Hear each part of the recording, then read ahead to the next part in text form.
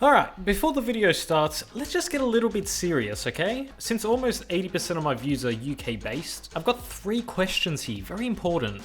Number 1, does everyone drink tea like in the movies? Fam, if it's according to the TV shows, you guys drink tea more than you drink water. And look, I don't know if that's true, I need to know. Number 2, how do you perceive Australian people? Are we lazy? Are we stupid? Does everyone look like, what's his name? Chris Hemsworth? And number 3, I want to know what the best footy scran is. There's this amazing Twitter account that posts all the best and worst footy scrans. But what is it? Is it a buttony? Is it a burger? Or is it this Scouse pie?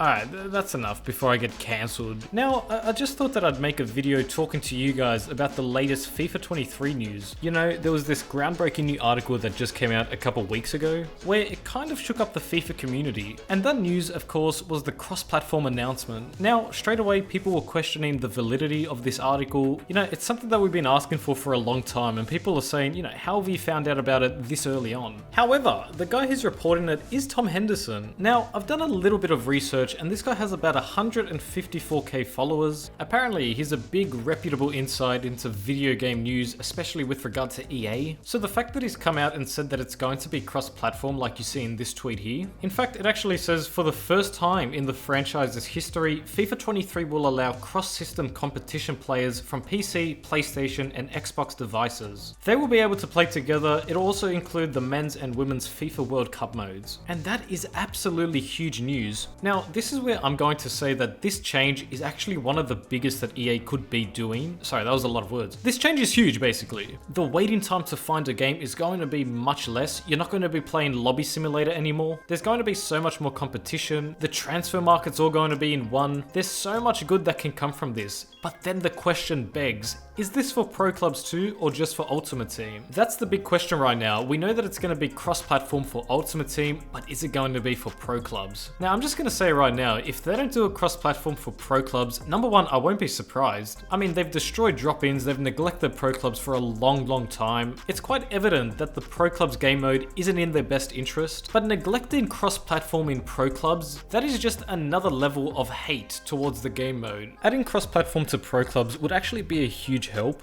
For example, the drop-in system, terrible. Right now, it takes about 5 minutes to find one game of drop-ins, and that's against one person. So if you bring Xbox players, if you bring PC players into the equation, you're going to be finding games a lot better. And the same can be said with club searching. You're going to be finding games within seconds, from Division 10 to Division 1. The trophy modes, you know, the EA Cup and all that stuff. Right now, those are just so dead, but this will definitely bring it back to life. Now, there's no way that EA is watching this, that they don't care about Pro Clubs YouTubers, but they just please drop cross-platform drop it for clubs, drop it for Pro Clubs. Come on, guys, far out. Making my voice crack. Now, another rumor that's really interesting is the idea that FIFA 23 is going to be free to play. This one's a bit more far-fetched. I highly doubt that it will come to fruition, but you got numerous people saying that it might be free to play considering EA gets most of their money from microtransactions. And you know the whole FIFA issue where they might not even be able to license their product as FIFA anymore? I don't know, maybe it'll just spark a whole list of changes to FIFA. Yeah, I don't know. Look, we were all hyped and stuff for FIFA 22 and all the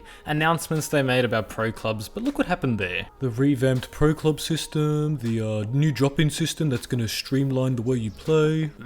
Look, all of this stuff that I've talked about, it's just rumors. It would be nice to see a free-to-play version of FIFA. It'll be nice to see cross-platformer. I know for a fact both of those changes would actually be helpful. But yeah, I guess we're just gonna have to wait and see. FIFA 22 is almost dead already. Like, there's only a couple more months until FIFA 23, if you can even believe that. Let me know what you think down below, whether you like these changes or whether you even think they're gonna come to fruition. If you want to place the chat, jump in the Discord. And if that's all for today, then